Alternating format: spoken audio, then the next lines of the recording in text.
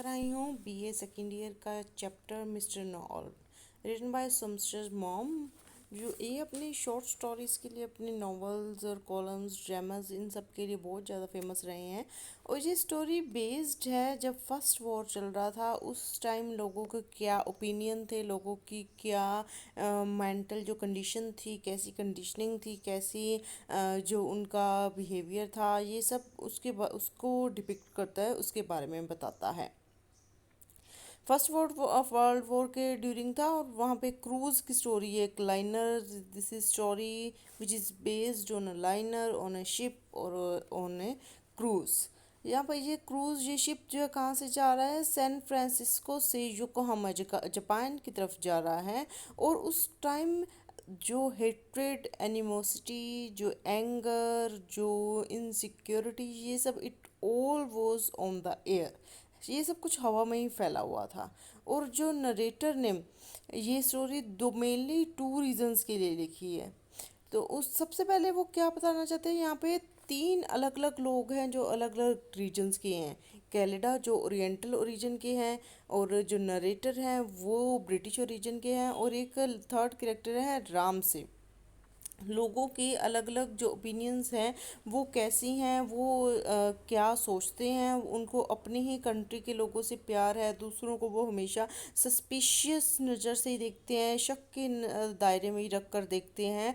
तो उनके बारे में ये सब कुछ बताया गया है। और सेकंड सेकंड पॉइंट जो इस स्टोरी में बताया गया है कि जब कहीं पर युद्ध चल रहा हो, तो उस टाइम हवा में ही, जब एयर में ही, जब हेट्रेड और ये नफ़रत और ये डिसलाइकिंग ये सब फैल जाती हैं, तो लोग एक दूसरे को ज़्यादा पसंद नहीं करते हैं, एक दूसरे के साथ फ्रेंडली बिहेव नहीं करते हैं।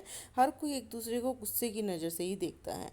अब जैसे स्टोरी में ही नरेटर सिर्फ नाम से ही, मैक्स कैलेडा, जब उसे पता चलता है कि जो मेरा कैबिन मेट है उसका नाम मैक्स कैलेडा है, तो उसके नाम से ही वो नफरत करने लग जाता है। अभी उसने उसको देखा भी नहीं होता, लेकिन वो उसको होता है कि इस टाइम पे मुझे, इस डिफ़िकल्ट टाइम में उसके साथ, एक ऐसे पर्सन के साथ कैबिन अपना शेयर करना पड़ रहा है जिसका, जो कि ओरिएंटल ओरिजिन से है। ओरिएंटल रीजन मीन्स जो ईस्टर्न कंट्रीज से बिलोंग करते हैं।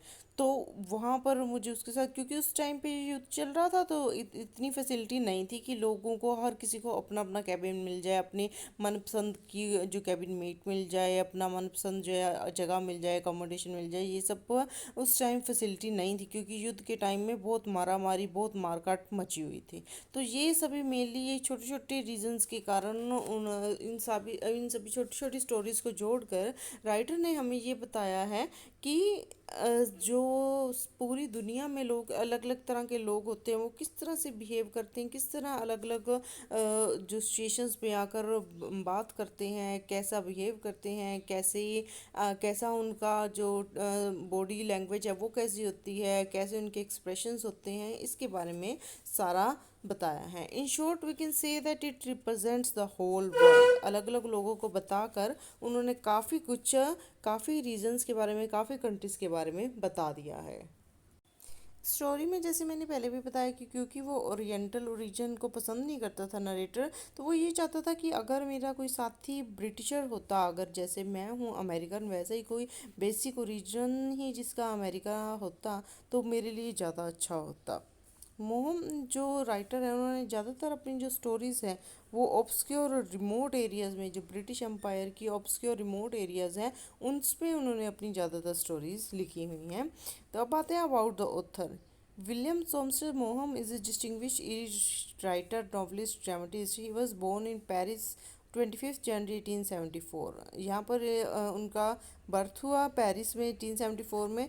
सबसे पहले उन्होंने अपना सर्जन की क्वालिफिकेशन ली लंदन से, और उसके बाद उनका जो फेमस नॉवल है वो है लीज़ा ऑफ लैम्बे। वो कंट्रोवर्शियल भी राइटर रहे हैं, उन्होंने काफ़ी अपनी कंट्रोवर्सीज भी लिखी हैं, ऐसे नॉवेल्स, ऐसी राइटिंग्स लिखी हैं जिससे वो कंट्रोवर्शियल, उन्होंने विवादपूर्ण जो बातें अपनी राइटिंग्स में लिखी हैं। He collected material for his autobiographical novel of human bondage in 1897 during his medical practice.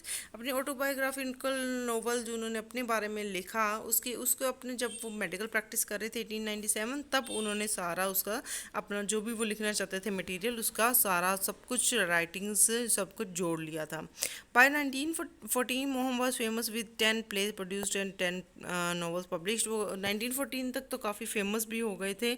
He worked as a British spy in Europe for some time. कुछ देर के लिए उन्होंने जासूसी का भी काम किया और इसके रिगार्डिंग उन्होंने अपनी शॉर्ट स्टोरी कॉल्ड शेंडन भी अपनी जो एक जासूसी पर बेस्ड एक स्टोरी भी लिखी. और 1838 में वो इंडिया आए तो रमन महर्षि से वो बहुत ज़्यादा बहुत ज़्यादा इंस्पायर हुए और इस पर उन्होंने अपना नॉवल रीजर एच भी लिखा. और सेकेंड वर्ल्ड वॉर में जब वर्ल्ड वॉर के टाइम पे जब वो यूएस में रह रहे थे तब उन्होंने फिल्मों के लिए भी स्क्रिप्ट लिखी और मोहम इंस्टीट्यूटेड द सोमसेस मोहम अवार्ड उन्होंने अपने नाम पर अवार्ड भी 1947 में देना स्टार्ट किया और वी एस नोएल इसके काफ़ी फेमस इस अवार्ड के लिए रहे हैं. अब आते हैं about the text. The narrator of the story has to undertake a sea voyage. एक समुद्री यात्रा चल रही है और जो नरेटर है उसको अपना साथी एक ओरिएंटल मिला है मैक्स कैलेडा जो कि जिसको कि उसके नाम से उसको पसंद नहीं है. वो किसी भी तरह की कॉन्वर्सेशन में घुस जाए. जो कैलेडा है वो काफ़ी पुम्पस काफ़ी टॉकटिव काफ़ी फ्लैम्बॉयंट काफ़ी डॉगमेटिक है. उसको किसी भी तरह के कॉन्वर्सेशन में घुसने की बहुत ज़्यादा आदत है. कहीं पर भी कोई भी बात चल रही हो वो बीच में आकर अपनी बातें बोलने लग जाता है और बताने लग जाता है कि ये ऐसे नहीं ऐसे अपने पॉइंट्स देने लग जाता है अपने तर्क देने लग जाता है. तो इसके लिए वो बहुत ज़्यादा उसको फेमस रहा है कि उसको सभी मिस्टर नो ओली कहने लग जाते हैं जिसको कि सब कुछ पता है. और उससे ज़्यादातर लोग अपना पीछा छुड़ाने टाइप करते हैं कि हर किसी को होता है कि बस इससे थोड़ा सा गैप ही मेंटेन करके रखा जाए इससे थोड़ा दूर ही रहा जाए क्योंकि इसने हर बात पे तर्क वितर्क करना है वाद विवाद करना है और हमेशा ही अपने आप को ऊंचा दिखा देना है. अब वहाँ पर एक और क्रूज़ में पर्सन था राम से. अब वो भी कैलेडा का टक्कर का था. वो भी उससे भी हर तरह की बातों में इस तरह से फंसने का आदत थी. वो हर कोई तो कैलेडा से जान छुड़ा के भाग जाता था लेकिन वो पूरा उससे वाद विवाद करता था उससे अपने तर्क वितर्क करता था. और बाद में एंड में तो उनकी एक कॉन्वर्सेशन चेन पे जाके अटक गई. जो मिसिस राम से ने चेन पहनी हुई थी जो कैलेडा थे वो कह रहे थे कि ये प्योर है और जो मिस्टर राम से थे वो कह रहे थे कि नहीं ये आर्टिफिशियल है. लेकिन बाद में स्टोरी में कुछ ऐसा होता है कि जिससे कि पूरा ट्विस्ट किया जाता है स्टोरी में और एंड में जो मिसिस राम से है वो चुपके से जो बेट लगी होती है उनकी शर्त लगी होती है राम से और कैलेडा की वो जो हार जाते हैं कैलेडा लेकिन एक्चुअल में वो जीता होता है तो उसके उसके लिए मिसिस राम से उसको चुपके से $100 का नोट दे देती है. ये उनका बेट मनी होता है बेट प्राइज होता है. तो अब आते हैं स्टोरी के ऊपर. I was prepare to dislike I was prepared to dislike Max Canada even before I knew him. The war had just finished and the passenger traffic in the ocean going liner was heavy.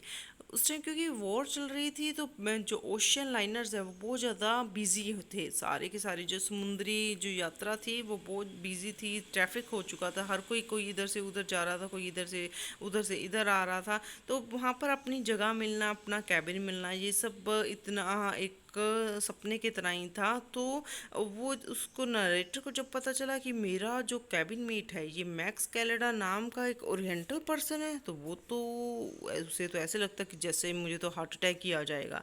वो उसके साथ रहना नहीं चाहता था. अब ये journey थी 14 डेज़ की. वो सोच रहा था कि 14 दिनों तक 14 डेज़ तक मुझे एक ऐसे पर्सन के साथ रहना पड़ेगा जिसको कि मैं पसंद नहीं करता हूँ जो कि एक ओरिएंटल ओरिजिन से है. वो सोचता है कि अगर मेरा कैबिन मेट का नाम ब्राउन या स्मिथ होता तो ज़्यादा अच्छा था. वो मेरी कंट्री से होता चाहे ये मैक्स कैलेडा भी उसी की कंट्री से था लेकिन ये बेसिकली इसका ओरिजिन इस कंट्री से नहीं था तो इसलिए ये उसका पसंद नहीं आ रहा था.